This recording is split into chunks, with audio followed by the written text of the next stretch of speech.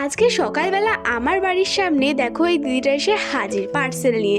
আমরা যখন ভিডিও করছিলাম তখন এই দিদিটা বলছে, বাবা তোমাদেরও কি ইউটিউব চ্যানেল আছে? আমরা বলছি হ্যাঁ আমাদেরও আছে। তাই জন্য দিদিটা বললো যে তাহলে বলো একটু নামটা, একটুখানি দেখি ভিডিওগুলো, আর কবে এই ভিডিওটা আপলোড করবে একটুখানি বলো।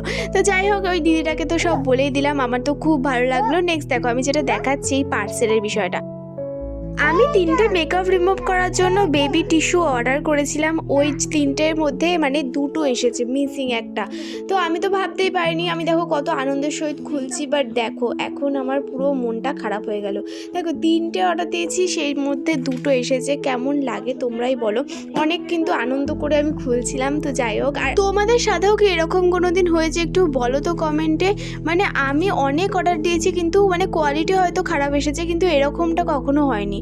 তো আমি ভাবতে পারিনি। যাই হোক, তো আজকের ভিডিওটা এই পর্যন্তই। দেখা হচ্ছে আবার কোনো একটা নিউ পার্সেল নিয়ে। সবাই দেখা হচ্ছে নেক্সট।